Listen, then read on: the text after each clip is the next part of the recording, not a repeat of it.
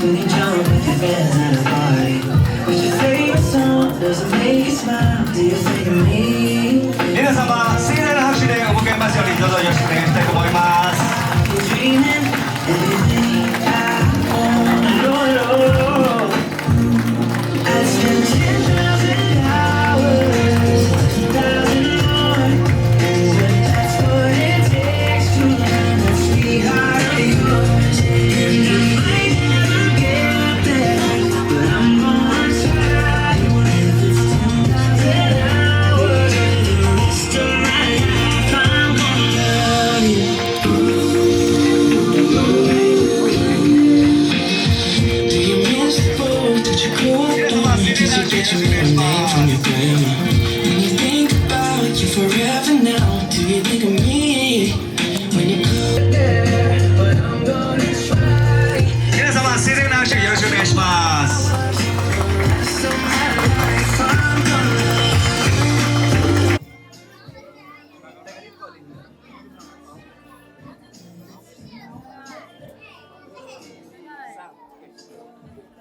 皆様、もう一度盛大な拍手お願いします。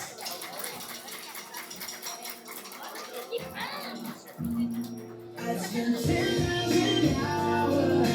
10,000 more. 続いてはね、 What it takes to learn that sweetheart of yours.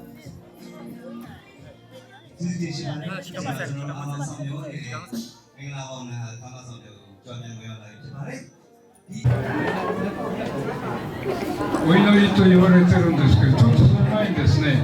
夕べ寝ないで考えた過去の思い出したことを一言だけ申し上げます。私の一言は歌人の人の一言が30分とすれば1、2分ですので、ちょっと聞いてください。実はこういう席でですね、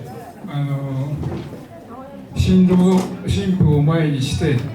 普通の日本だったら、日本人だったら、ご結婚おめでとうございます。それは新郎の方にもまた新婦の方にも同じことを言うんですよね。である時ですね、そういう場合に英語ではどういうのかなと思って調べました。そうしたら英語はひどい格差があるんですよ。男に対してはですね、コングラチュレーション一言なんです。で新婦さんの方に対してはね、I wish you all the happiness in the world と。なんで全世界の幸せを新婦さんに祈ってね、新郎の方はただコングラチュレーションをおめでとうっていう感じなんです。どうもこれは英語の世界に随分差別があるなと思って、男の私は大変腹を立てたのを思い出しています。では、ということでお祈りします。父なる神様、今日はマリ・グン・センホーさん、マラントエ・パンセンさん、お二人の結婚式にお招きをいただき、今こうして共にお祝いの席につき、お二人を前にしてこの改修一同お祝いの食事をしようとしています。神様、こうしてあなたの導きによってこのところに招かれ出会って結婚の決意をされたお二人、あなたの前で結婚の誓いをされたこのお二人が今日から夫婦としてこれまでとは違った家庭生活を営んでいくことになります。どうかこれからの歩みをこれまであなたが導かれてたように、そしてそれ以上にこのお二人が築いていく過程を守り導いてください。そしてお二人それぞれの信仰の歩みもあなたが導いてくださいますように、今日こうして大勢の皆さんと共にこの場に列することを許され、心から感謝をいたします。どうぞ今日ご参列の皆さんもこの新郎新婦に負けないように、これからの歩みが幸せでありますように心から願って、この最初のお祈りとさせていただきます。主イエスキリストの皆によって感謝して祈ります。アーメン。ခုလိုမျိုးမင်္ဂလာဦးအခမ်းပွဲအဖွဲ့စုတောင်းပေးတဲ့ဟာစေကာဝါခစီတို့ဆရာတော်တပည့်ကျေးဇူးတင်ရှိပါတယ်အခုချိန်မှာကျွန်တော်တို့ဆက်လက်ပြီးတော့မှမင်္ဂလာမောင်နှံတို့အတွက်ဒီကနေပြောသူတို့နေရာရှောင်းတန်းပဲဘွားခီအတွက်မင်္ဂလာဦးမင်္ဂလာစကားလေးများကြားပေးဖို့အတွက်တင်းထောက်ကြီးတပိုင်ဆောင်လာလေးစားစွာပန်ကြားအပ်ပါတယ်စင်မြင့်ဘုံကြွမ်းမြတ်ဖို့အတွက်ပန်ကြားလိုပါတယ်ခင်ဗျာစုစုきましてKCBC の長老の中井さんによりご祝辞をよろしくお願いしたいと思います。どうぞよろしくお願いします。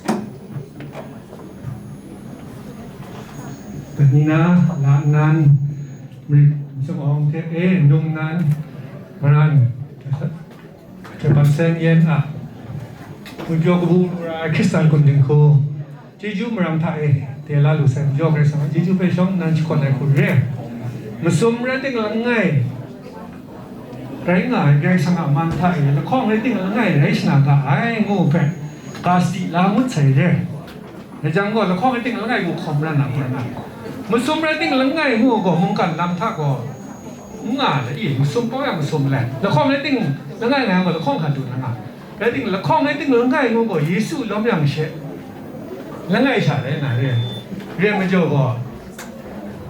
มองกันก็รอลูกว่าเกรกสังก็ย่อมกันหมดเลยแต่ทำเกรกสังเป็นหน่วยนักร้ายงูเพ่สุนไม่อยู่คนเดียว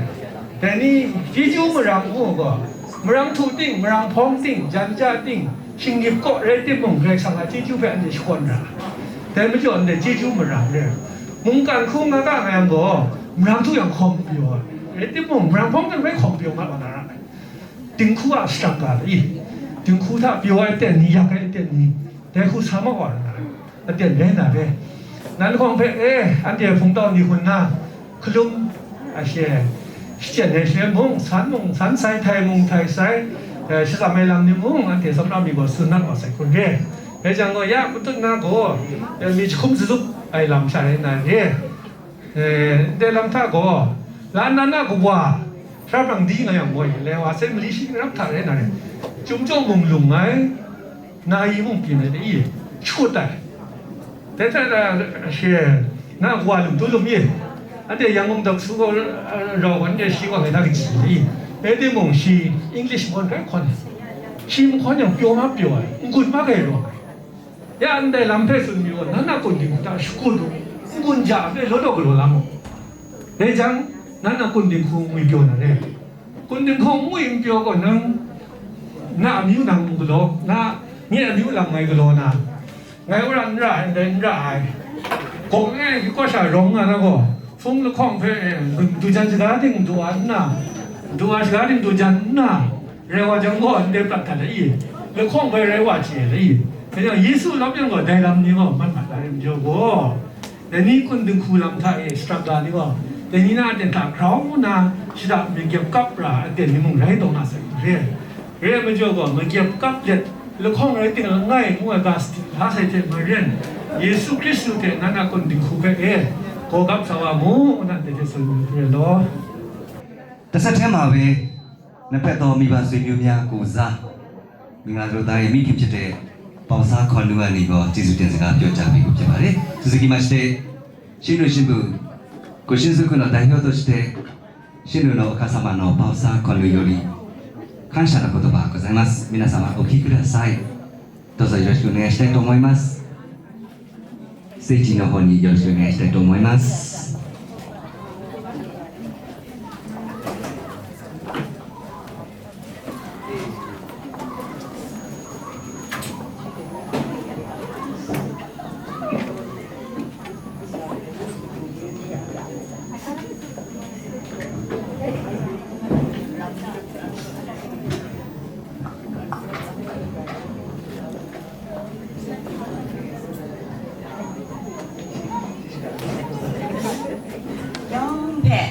ไรจีจูทำไมกูเร่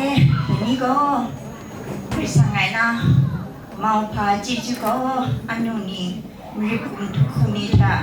ในซอนเลยนะสมัยจีจูดูไลฟ์จ้ะแต่นี่ดูสาวายชัวร์ตัวสาวเด็กไรจีจูดูแลคุณก็จอดแต่ไงล่ะแต่นี่ก็อันนี้กูว่า Brandy go do I pray Rena said about net why Timmy and take a song about the gay a song ma do I know Rena unknown yet go poo right high who do ma do I ready mo who do I am like I mean ခဏခေါင်းသူစားပါနာကိုဘလော်ဒါလေရေဒီမုံသူတဲ့ကိုလမ်းမျိုးမျိုးရဲ့မကျော်လူတူစားပါရေဒီမစားတော့စားပါနာလေရေဒီမုံခဏဘွယ်ကိုဒီမှာဆက်ရေဒရင်ကျော်လူစားပါဆိုင်အန်ထဲနာမယုတင်လာရငိုင်းအပငဲကိုဟာဒီဘောခန်းနေဗီဇာလူဝဲကိုရေအဆောင်နေမဗီဇာလူဝဲရေဒီမုံခန်းနေစားပါလိမုံတင်းနီอันเดียคุมชูก็นะคุมมโนมนังจิงคุนีไม่กินจิงคุนีย่องเทนเดสอนนะคุมราดูสาวามจ่อย่องเทมุไรจิจุจุไหมแต่นี่อันนู้นเนี่ยช่องนันนาเรงายประชาอันละเดนะขณะเปิดชาช่องนันจบชนะลูกชาเพบงอันเทดูสาวายคุมชานีมโนมนังนีไม่กินจิงคุนีย่องเทมูจิมงครุกกับชาลานาเซอันเห็นเด็กก็นาตัวก็ก็นายองเพมไรจิจูดุมแหละเด็กก็นาจิจูดุมก็สุนทรเดโลจิจูบาไซ皆様お忙しい中ご出席いただきまして誠にありがとうございますこれからも若いお二人をどうぞよろしくお願いしたいと思います一画面に通訳したいと思います続きまして KCBC のドンピャカーラ先生によりお食事のためにお祈りをよろしくお願いしたいと思いますさてまあ別の朝とって地図のチームを見るとせやまとぴゃからをいざさばちゃあばれにゃAlekitiga Jijun nu kay sangwai taninan twego mudu sandaya jijun twish ni rengai lo mudu asor ai stang sha merip kumse ong pe kerep ra sanya ji meran chepan seng pe mudu anang kesenai rep ra jukum ya merangi deni mudu aman shua mashado sa man tha e kuranga ska la lam pe ui de sagro la muska mi chawat peshkan ka aire ya matut na wa kai sangi ndai jing khu go dai ni dai na ko na jing khu la jing khu nu salang jan mu ai sang de e juwa se che rao sha dai ni san ko nga khran ka ska lai jing khu je ai khran poi tha e sa ju gu bu sang lo mai phung knu bua ma kra jing khu jing yu ma kra pe e jing khu nan kuna so nan khlu maiมลุมิชาพีเดเดนทาเออันเชคำลาสวรรค์กาไอเรวาริสังเอโซรามิเตเอเคนจังได้ลุชาจึงคุณนันยันกนาคลุไมเดลุชาพีอันเดคำลาวาชเรยองครากอจึงคุณนันนับดูสมันกาสุนัยเทเอยองอาสมันกามรังเอเดจึงคุโก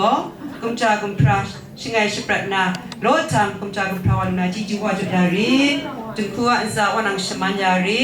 Dojo doya dukunya sawa nang semanyari ndai luksani pe kina changyani doja waini yo nga sa maduwa nang tutna semanyari ante ndai luksa pe kabu kara jiju dumai mi masin ti rao shakamla naga isam tu gresa ante wae amen အားလုံးမင်္ဂလာညချမ်းလေးပါကျွန်တော်ဒီမှာလိုပဲပြောမယ်နော်ဒီမှာကြည့်လိုက်ရင်အားလုံးကျွန်တော်ကိုကြီးရဲ့မိတ်ဆွေများဖြစ်တဲ့ဒီကြီးများကြည့်လိုက်ရင်ဟေဂျပန်နေရောမျိုးပေါင်းစုံပေါ့ကျွန်တော်တိုင်းသားအများကြီးတွေ့ရတဲ့ကြောင့်ဒီနေ့ဘာသာစကားရွေးချယ်မှာကျွန်တော်အရင်ထက်ခဲသွားတယ်ဘာဘယ်လိုပြောရမလဲနော်ဒါပေမဲ့အများနဲ့ကြည့်ရတော့တိုင်းသားပေါင်းစုံဆိုကျွန်တော်ဒီမှာလိုပဲဘုံမြူစကားလေးနည်းပြောစမ်းဘယ်လိုပြောစကားဘုံမြူရဲ့စကားတဲ့ဘုံပြလေးရှိရတော့ဒီခုတတိယပါတယ်ကျွန်တော်လွန်ခဲ့တဲ့နေ့အနေငယ်လောက်ပေါ့တတော်သမီးကိုမတွေ့ခင်ပါဘယ်လိုလဲပေါ့ဂျားထဲမှာဘယ်လိုပြောမလဲပြောလို့ဆိုတော့ဇလန်နည်းနည်းရှိတယ်ကျွန်တော်အခုခေတ်စားနေတဲ့ TikTok လိုမျိုးပေါ့စက္ကန့်10စက္ကန့်လောက်နဲ့ကျွန်တော်လည်းပြောလိုက်ရှင်တွေ့ချိန်မှာအနေဝေးတော့ဖို့မင်းအစီပြေပါမလားပေါ့ဒီဆောင်နေအဲ့လိုပေါ့ရတယ်မင်းတို့တွေ့လည်းမတွေ့ဘူးနော်မင်းကတက်တူကြီးနဲ့နည်းနည်းကြားနေဆိုတော့မင်းတို့တွေ့ချိန်မှာမင်းလန့်သွားဘယ်လိုလုပ်လဲ ဘယ်ဟုတ်လဲကျွန်တော်တို့တော့ပူပြီးနုနေတယ်ခုကြည့်လိုက်အဲ့လိုလေဟာကြည့်လိုက်ဟာနုညံ့ညာပဲကျွန်တော်တို့တိတ်မနုညံ့တတ်ဘူးခါလေးဘေးကကြည့်နည်းနည်းအားချတယ်ဘလို့ပြန်တင်ရလို့ဖြစ်တယ်အဲ့လိုအဲ့လိုပုံစံလေးပေါ့နော်အဲ့နဲ့တွေ့ချင်းပဲအခုလိုမျိုးဒရိုးမီနဲ့ဒီလိုလူကြီးမင်းရဲ့အရှိမဒီလိုလေးညောက်လို့စုံတွေ့တာကျွန်တော်လည်းရဝမ်းတာနော်ကျွန်တော်လည်းထင်ထားခဲ့တာနဲ့ဘယ်လိုလုပ်မလဲမအေးဝေးစင်ဒီဆိုဟုတ်တယ်ဗျာအားလုံးဒီကတော့စီစဉ်ထားတဲ့အတိုင်းလိုပဲချောမွေ့မွေ့လေးဖြစ်သွားပါတယ်အားကြောင့်မို့ရန်အရှိလဲကျွန်တော်လည်းမပြောတော့ဘူးအားလုံးလက်ထက်မှာကင်ထားတဲ့ခွက်လေးတွေကိုအပေါ်လေးတစ်ချက်မြောက်ပြီးတော့ကျေးဇူးပြုအားလုံးမတရားပြကြပါခင်ဗျာโอเคဒီစီဂျောရှင်နဲ့တက်တော်ဝင်ပါကဲကမ်ပိုင်ရောကျွန်တော်ကချင်းလိုပဲအွန်ဒန်ဆိုရဲစကားပေါ့နော်1 2 3အွန်ဒန်ဆိုရဲကျွန်တော်အဲ့လိုလေးတိုင်ပြီးမယ်နော်โอเคじゃあ1 2 3オンダー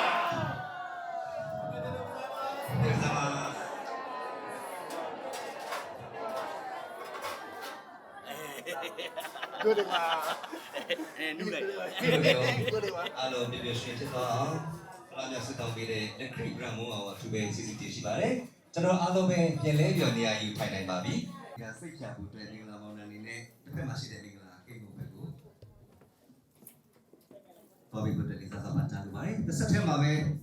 ဥဆောင်ပေးမဲ့တင်းတော်ကြီးမရန်ဆော့ကစနဲ့ဇနီးလက်ဆန်ဘောက်ဆန်တို့စင်ရောကြော်မြန်မှုအတွက်လေးစားဆောင်ပတ်ထားအပ်ပါတယ်それではケーキ入場に移りたいと思います長老の村沢先とラサンボクさんご夫妻どうぞよろしくお願いしたいと思いますどうぞよろしくお願いしたいと思います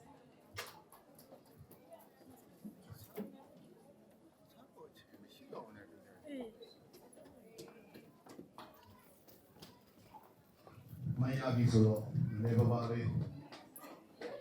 ပြောခွင့်ရှိတဲ့ဘောရှိရနော်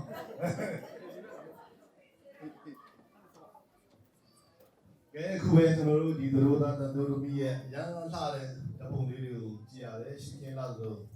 တရုတ်ဆောင်လည်းရန်လှရန်ချောတယ်ဝမ်းသာတယ်ဒီလိုချောလာတဲ့အပြင်အကောင်းဆုံးမဟုတ်ဘူးလေစစ်စစ်ထားတာတွေ့တယ်ဒီလိုပါခွဲဖို့ပြင်ပေးတဲ့ကြောင့်မို့လဲကျေးဇူးတင်တယ်သူတို့တော့တစ်ခေါက်မေးမယ်ဒီကကျွေးမှာလားကျွေးစမခွဲဘူးနော်သူတို့သမီးရောဒီကချက်တာ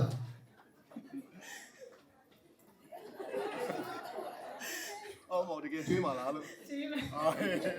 ကျွေးမယ်တဲ့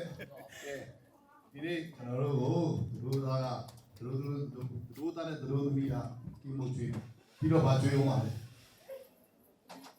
ပြင်ဆင်ထားတဲ့မင်းနော်ပြင်ဆင်ထားတဲ့မင်းကျွေးမယ်တဲ့โอเคဘာမှကျွေးပါဟောက်ကနေမှာပါโอเคတော့အားလုံးကြားပြီအဲ့ဆိုရင်ဒီနေ့သူတို့သားผมเซ็งအောင်နဲ့ဒူတို့သမီးထေပန်စင်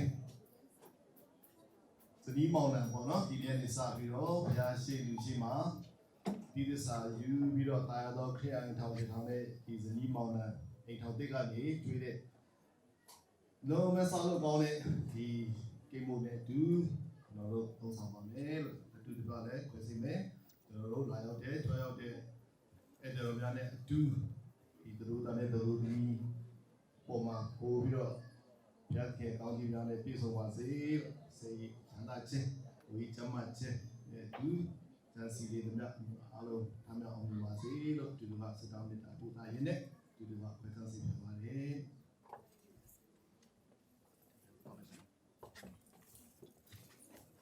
အားလုံးပဲစတဲ့ကြည့်ဆိုလို့ရှိရင်ဒီဂီတလေးလေးပြင်ဆင်ထားပါ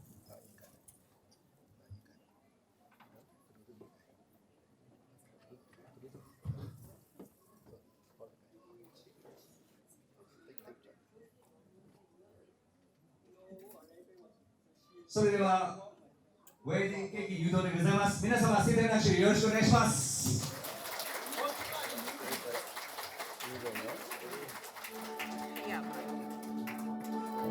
こちらアロメシウチョアビオママタネタボゲユネバレ皆様りバイバイしてご自由にお取りください。以上じゃカメラお持ちの方を前の方にご自由に出てまいりましてお取りください。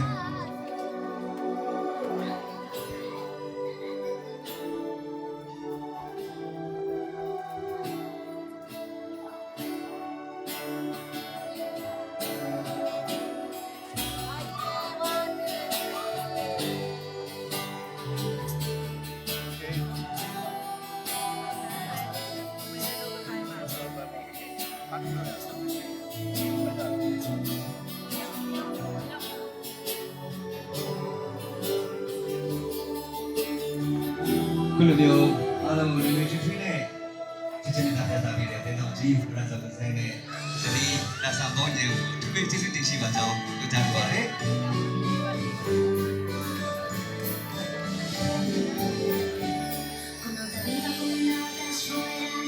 ဒီချိန်မှာကျွန်တော်အားလုံးရှိမှမှာမင်္ဂလာမော်လာနေတယ် fast bite လို့ခေါ်တဲ့ဒီမင်္ဂလာကိတ်လေးတာကိုအပြန်လာခွင့်ပြုတဲ့စီစဉ်လေးရှိပါမယ်။ရှင်းစွာမင်္ဂလာသူတို့သားနေပြီးတော့မင်္ဂလာသူတို့သမီးကိုမင်္ဂလာကိတ်ပုံလေးပြုစုစီစဉ်ရှိပါမယ်။အဲ့တော့အချီနီစားတဲ့အားမလို့ပေးပါနော်။ဒီရတယ်ပဲ။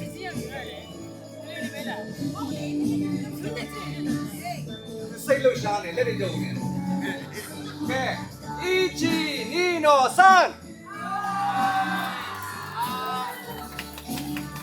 စတဲ့မှာပဲမင်္ဂလာသူတို့သမီးရနေပြီးတော့မှ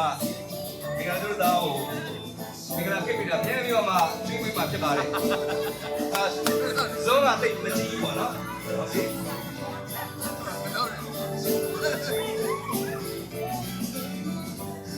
အဲ့လေအချီနီနိုဆန်အမ်ပေါ့နော်။အချီနီဆန်အာနည်းနည်းပြီးတယ်လို့ပြောနော်။လာတော့ခေါင်းလိုက်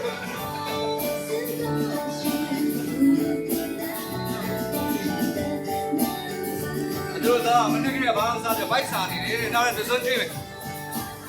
ဒီနီဆန်အာဒီလိုရှိပါလေတို့ပြန်လဲကြွနိုင်ပါပြီမိဂလာပြီးလို့ရတာရတာရှိပါတယ်ရတာရှိပါတယ်အဲ့တော့ကျွန်တော်အားလုံးရှိမော့မှာတို့ကပြီးဖို့တော့စားပြပြီဆိုတော့အားလုံးရှိမော့မှာမိဂလာအနည်းလေးတော့မကြည့်ချင်ဘူးလားそれでは皆さんの前に温かい2人の深いキスを皆様拍手お願いします。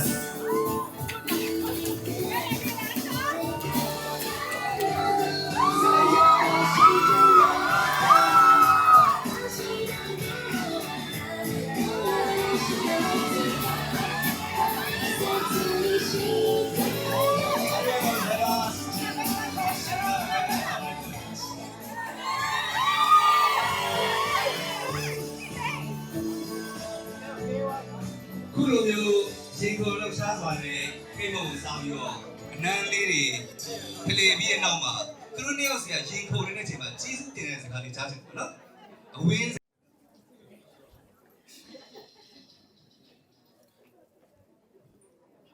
ရှင်းဥစွာချတ်တဲ့ကျေးဇူးတော်ချီးမွမ်းပါတယ်လို့ကျေးဇူးတော်ကြောင့်ဒီစီစဉ်စားဆုံးအရှိမရှိတဲ့ဘုရားကျေးဇူးတင်တဲ့အကြောင်းပြောတိုင်းတယ်စီစဉ်ပြီးတဲ့အခုဒီဝေးရဲ့ဆရာဆရာမရဲ့လာရောက်ကြွားရောက်ကြတဲ့ချစ်ခင်တဲ့တကယ်ချင်းကြီးကိုမောင်မတကယ်ချင်းရောက်စီတဲ့လာရောက်ပြီးတဲ့အတွက်ကြောင့်ကျေးဇူးတော်ကျေးဇူးတင်တဲ့ရှင်မြတ်ဘဝနဲ့ကျွန်တော်ဆန်းအောင်နဲ့ကျပန်ဆန်းကျေးဇူးများကြီးရှိပါကြောင်းပြောကြရတဲ့ပြောကြပါလေကျေးဇူးပါတယ်皆様本日はお忙しい中ご出席いただきましてありがとうございます。これからもよろしくお願いしたいと思います。続きまして新婦の声を聞きましょう。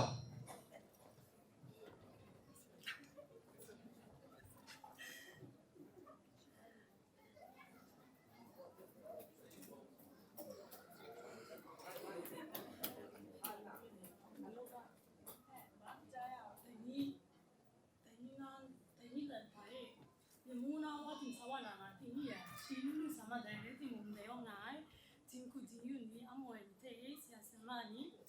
ในภูมิคนละเอียดยงกาช่างล้มไอ้เจ้อันคงอาคนรำไปใจยงกาช่างล้มกับบุกราไอ้เจ้ช่างล้มอย่างจะยงกาเป็นเด็กสาวนะใครจะจุดมันน่าสมิวすみません。本日はミャンマーからいらっしゃるつもりのご親族は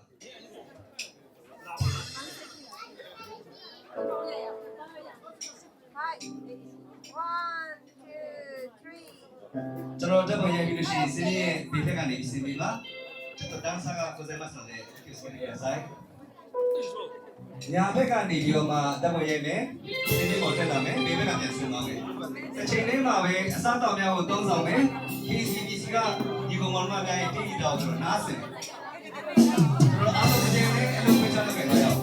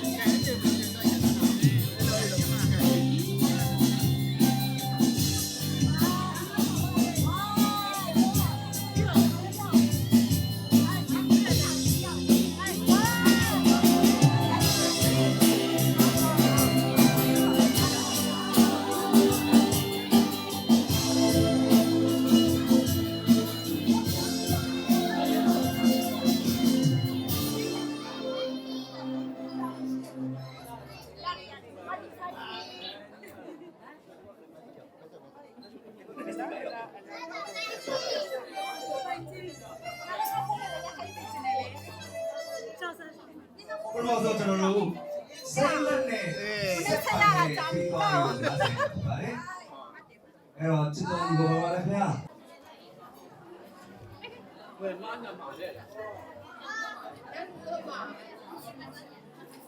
ရပါမှာနိုင်ဟာလေ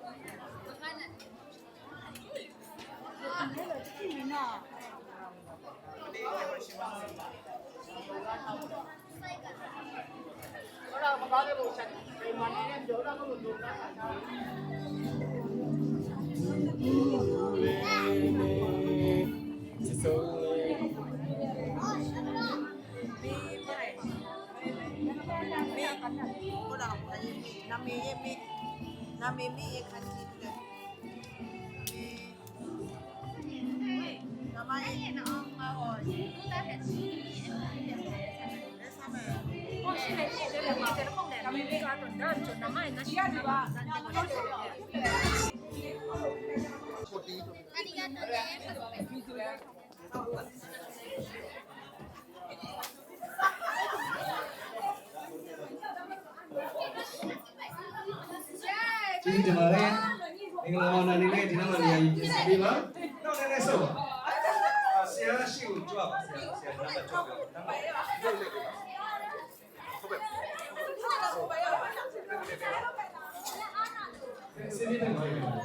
စနေတယ်ဆက်ဆက်နော်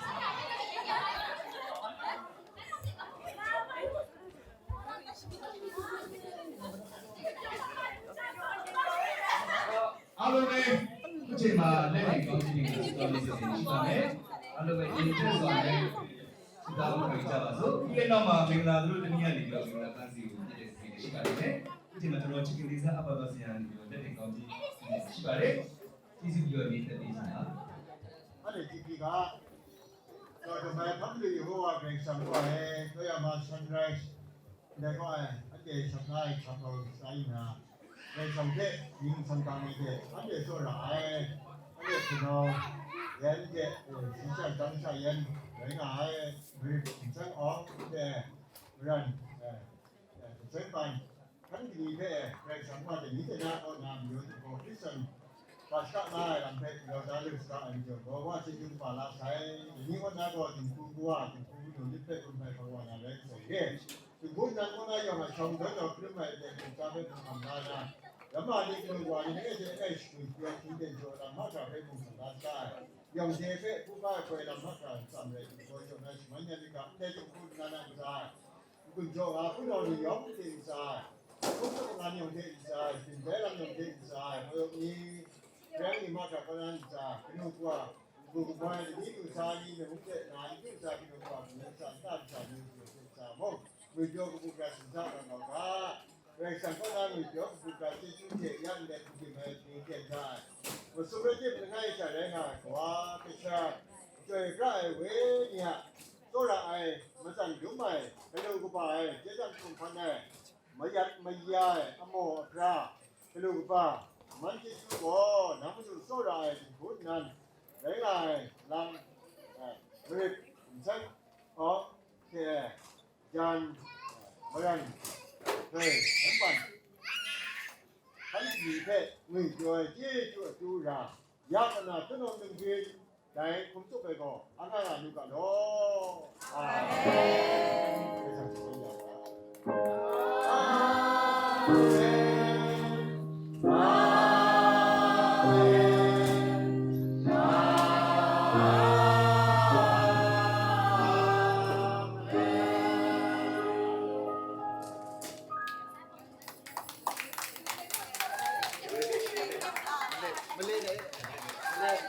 ကျေးဇူးတင်ပါတယ်ခုချိန်မှာမင်္ဂလာမောင်နှံကိုလက်ကျန်ကောင်းပြီးတဲ့ခေတ်ကရဆရာကြီးတွေနဲ့ဒေါက်တာရဆရာကျူပေးကျေးဇူးတင်ရှိပါတယ်ခုချိန်မှာအမတော်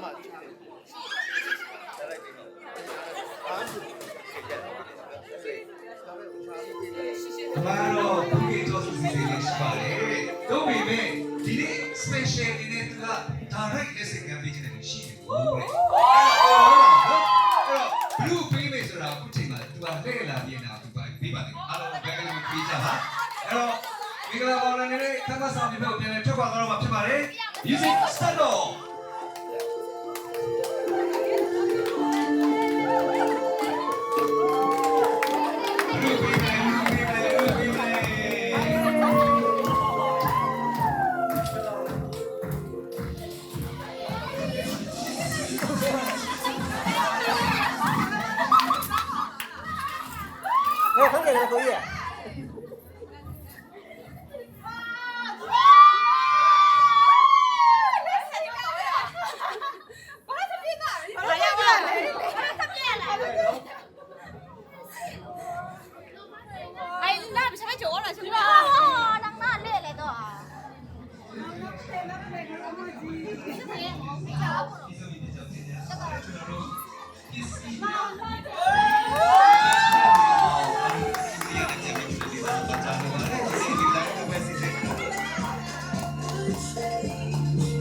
ဆရာချင်းနဲ့အားပေးကြကျေးဇူးပါတယ်ဒီနေ့မင်္ဂလာဆောင်တမီးက direct မင်္ဂလာပန်းစည်းကိုလက်ဆောင်ပေးရဆိုတော့တနေ့အတွင်းမှာအိမ်တော်ပြုဖို့စီစဉ်ရှိရမယ်နော်တော့လားအတွင်းကျေးဇူးပါတယ်တမီးတို့ဘယ်လိုခေါ်လဲယူရာโอเค皆さん拍手お願いしますတော့လားအတွင်းမှာမင်္ဂလာဆောင်မယ်လို့ကြီးညာသွားပါတယ်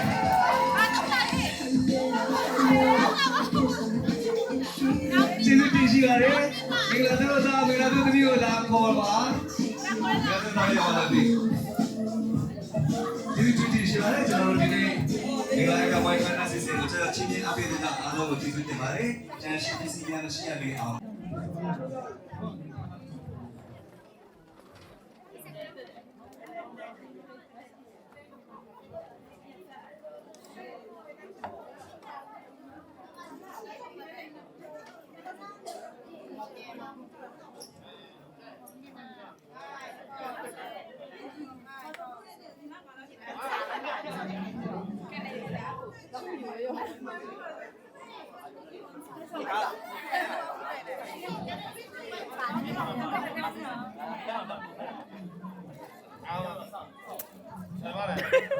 三十多啦，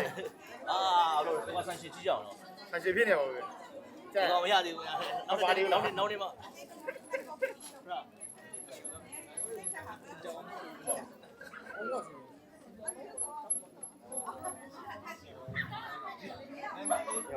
不是错的。啊，好了，啊，你干不得给的，他这样，那也定的那样。他这样，那你们包了，把我包了我嘞。啊，啊，这。我呀。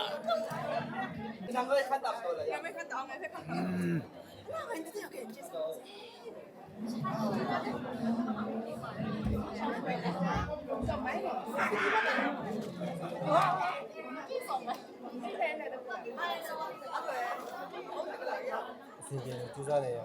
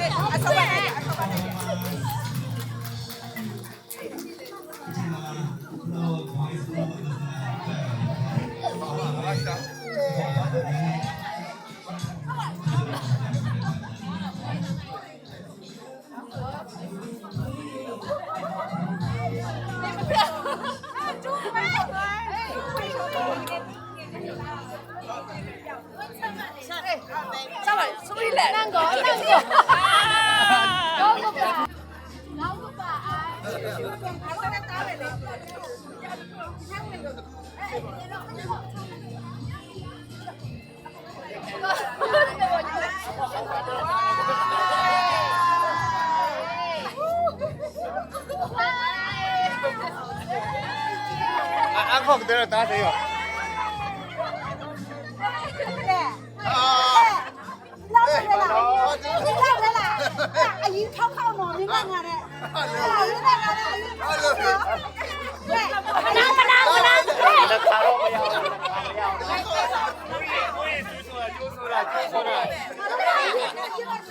Hãy subscribe cho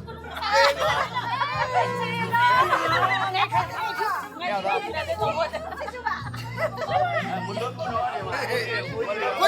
những video